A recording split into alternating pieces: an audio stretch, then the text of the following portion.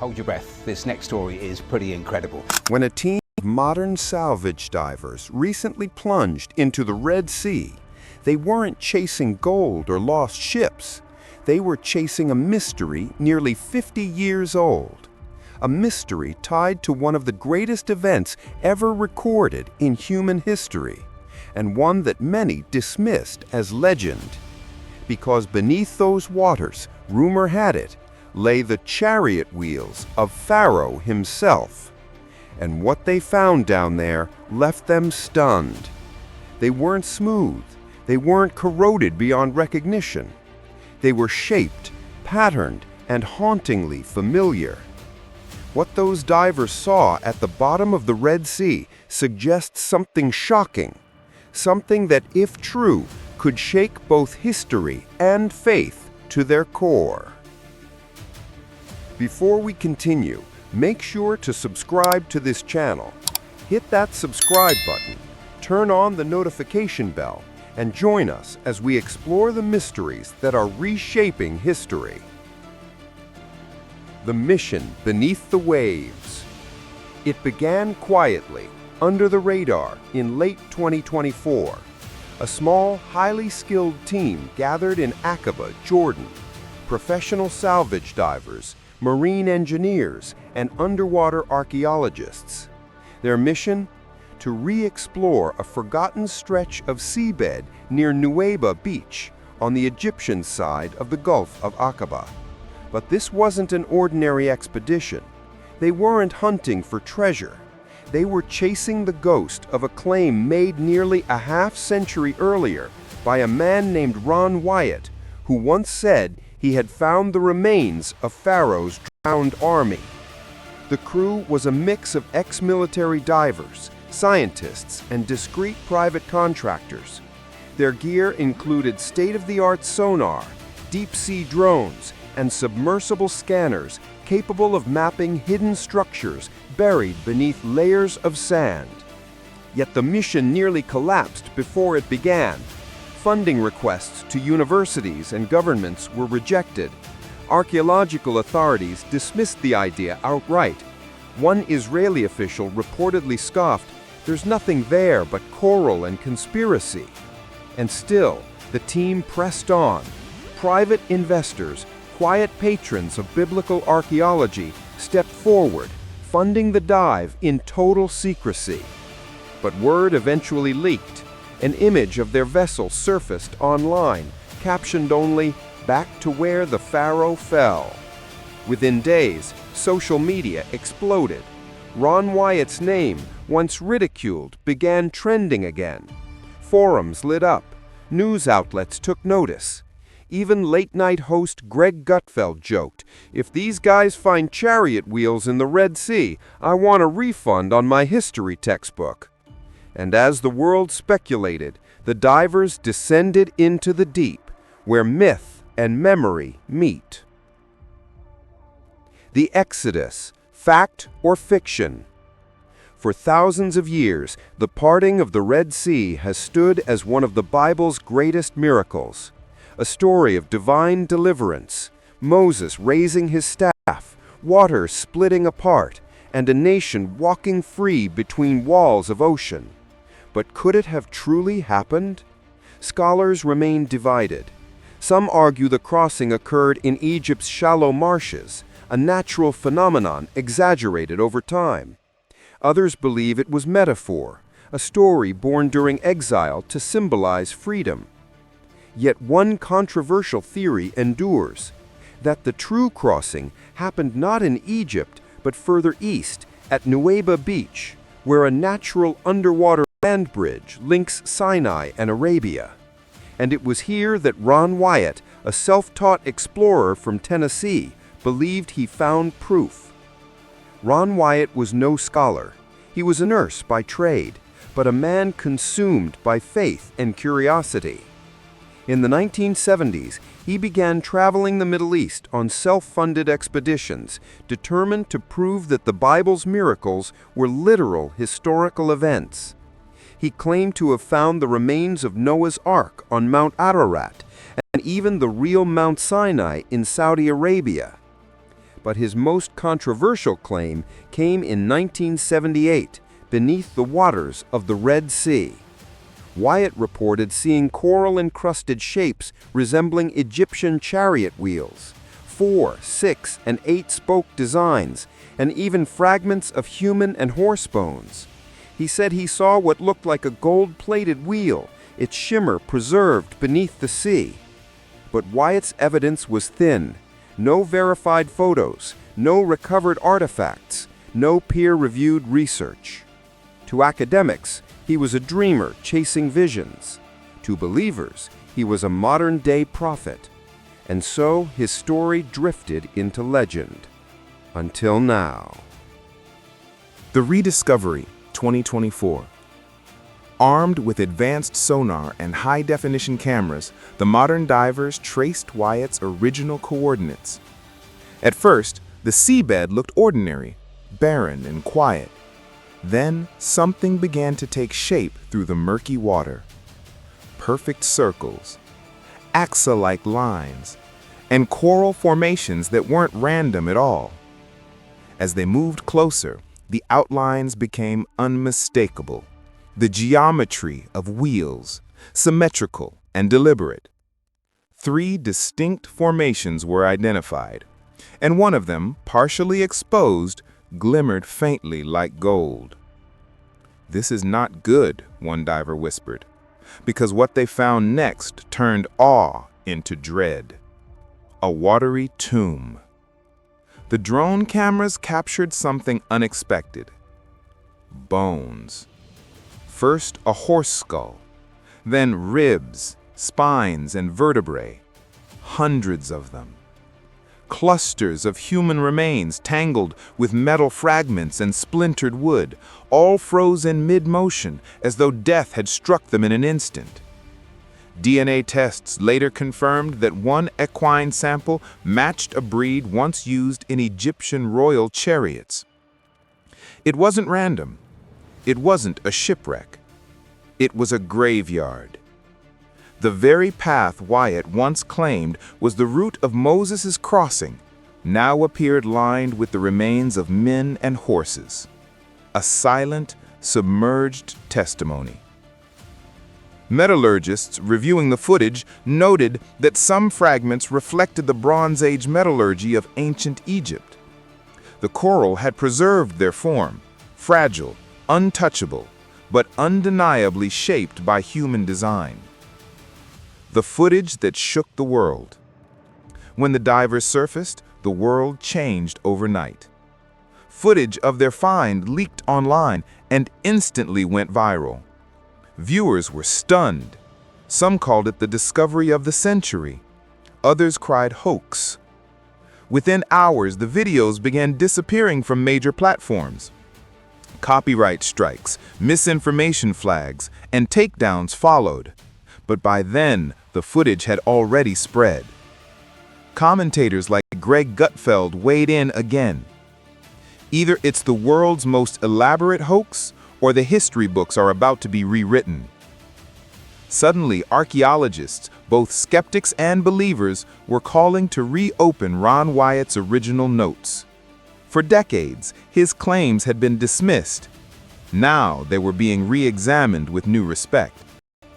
This rediscovery has reignited more than just debate. It has awakened an entire field. Across the world, teams are mobilizing to revisit Mount Sinai in Saudi Arabia using satellite scans, to probe Mount Ararat with 3D imaging for traces of Noah's Ark, to explore new sinkholes by the Dead Sea where whispers of lost scrolls persist. And now AI is joining the search, analyzing sonar maps, decoding geological layers, and uncovering hidden patterns invisible to the human eye. We are entering an age when truth is no longer dug up by hand, but revealed by technology. An age when faith and science are meeting in the deep. What lies beneath? If those coral-covered wheels and skeletal remains truly belonged to Pharaoh's drowned army, then the Exodus was not just a story, it was history. And if that's true, what else might we have overlooked? Perhaps the Bible's ancient words were never myth at all, but memory. A memory written in stone, and now, at last, revealed beneath the waves. What do you think? Is this a sign of divine truth resurfacing, or simply another mystery of the sea? Share your thoughts below, and don't forget to subscribe for more stories that challenge what we think we know about faith, history, and the world beneath us. Implications of this discovery. Pharaoh's chariot wheel found in the Red Sea. If the recent claims by modern salvage divers are proven true, that remnants of Pharaoh's chariots and human remains have been discovered beneath the Red Sea, then we are standing on the brink of one of the most profound historical and theological revelations in modern times. It's not just an archaeological curiosity. It's a potential rewriting of everything we thought we knew about the intersection of history, faith, and divine intervention. The implications ripple across multiple dimensions: religious, scientific, cultural, and even geopolitical. Let's examine what this could mean for our world today. 1. The historical earthquake. The Bible as verified history. For centuries, skeptics and scholars alike have debated the historicity of the Exodus, the dramatic escape of the Israelites from Egypt, their miraculous crossing of the Red Sea, and Pharaoh's catastrophic downfall. The absence of physical proof allowed the event to be treated as a legend, myth, or theological allegory. But if divers truly uncovered Egyptian chariot wheels, human remains, and metallurgical fragments dating to the Bronze Age, that skepticism crumbles. It would mean that the Exodus narrative was not symbolic, but literal, that it truly happened. This would represent a seismic shift in archaeology. For decades, mainstream academia has operated under a secular framework, treating biblical texts as moral or cultural documents rather than eyewitness accounts of divine encounters. A confirmed discovery of this scale would force historians to reevaluate not only the Exodus, but potentially other ancient accounts once dismissed as myth, such as the flood of Noah, the destruction of Jericho, or the conquest of Jericho. It would be the first tangible proof that the Bible's miracles may not simply belong to faith, they belong to history. 2. The theological shockwave. The God of the Exodus still moves. If the Red Sea crossing is proven to have occurred exactly as Scripture records, it would confirm something world-shaking, that the God of Moses still leaves his fingerprints in the physical world. For believers, this would be divine validation, proof that faith is not blind, that the miracles of the past are not allegories, and that the same power that split the sea still reigns over creation. It would breathe new life into Christianity and Judaism alike, rekindling faith in an age dominated by skepticism and science. But for others, it would be deeply unsettling, because such evidence would suggest that divine judgment, once thought confined to ancient times, can manifest again. The same waters that open for God's people and drown their oppressors stand as a warning that God intervenes in the affairs of men, and that no empire, no matter how mighty, can defy his will forever. That's why some are saying this discovery is not good. Because if the Exodus story is true, then so are its moral and prophetic consequences. 3. The scientific confrontation.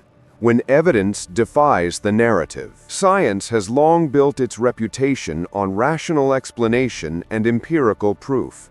Yet some discoveries, like this one, blur the line between faith and fact, defying conventional categories. If sonar scans and DNA analyses verify these remains as authentic Egyptian military artifacts from the era of Ramses II, science will face a dilemma. The event they would describe defies natural law, a sea splitting in two, then collapsing in a moment of divine timing. How would modern science explain it? Some might argue for rare geological or meteorological phenomena, tsunamis, wind set-downs, or sudden tectonic shifts. But none of these theories account for the timing, the preserved chariots, or the concentrated pattern of remains. This discovery would expose an uncomfortable truth that science, though powerful, is not omniscient. There are forces, divine, supernatural, or cosmic, that still escape human understanding. 4. The cultural impact.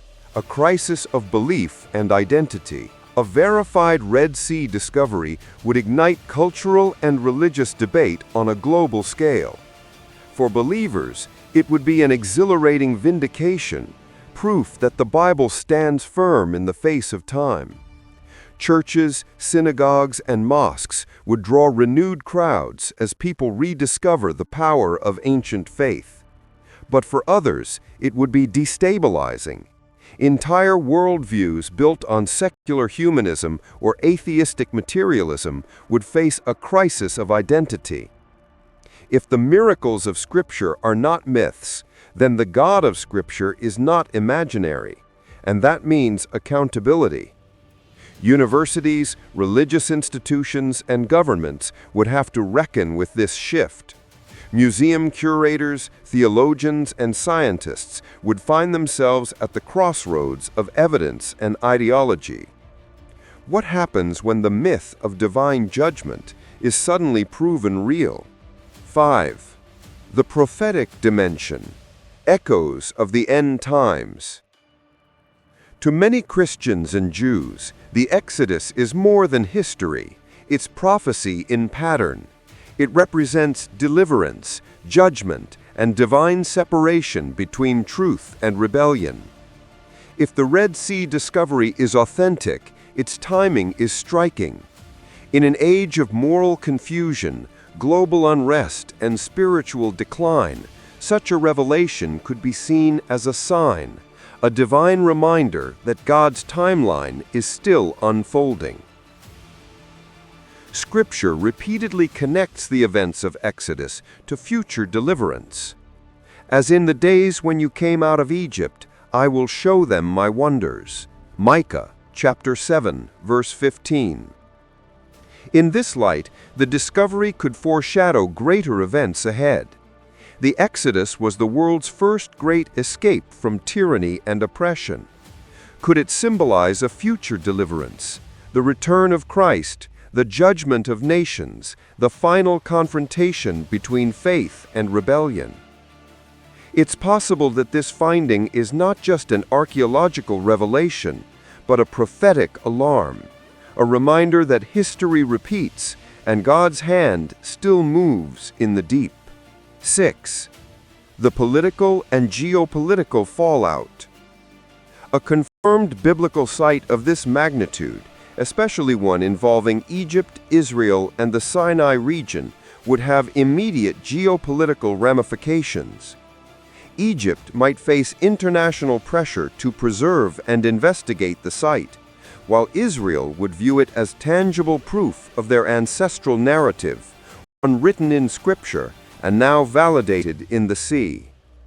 Such a discovery could strengthen religious claims to certain lands and reshape cultural diplomacy across the Middle East. At the same time, it could inflame tensions between secular authorities and religious groups seeking control of sacred geography. For governments that have long guarded or downplayed archaeological findings with biblical ties, this would be a Pandora's box they might wish had remained closed. 7. The spiritual warning. Faith made visible. Ultimately, the most unsettling implication isn't about science or politics. It's about humanity's relationship with truth. If the waters of the Red Sea truly concealed the remnants of Pharaoh's army, then that sea is more than an archaeological site. It's a mirror reflecting what happens when pride challenges the divine. The story of Exodus isn't just about liberation. It's about what happens when power mocks God, when empires stand against righteousness, and when human arrogance meets divine justice. Perhaps this discovery surfaces at this precise time in history to remind us that every nation, every ruler, every civilization eventually meets its Red Sea moment. 8. Conclusion. The sea still speaks. If true, the discovery of Pharaoh's chariot wheels beneath the Red Sea would be one of the most significant archaeological revelations in human history. It would bridge faith and fact, myth and material, heaven and earth. But its meaning runs deeper than coral and bronze.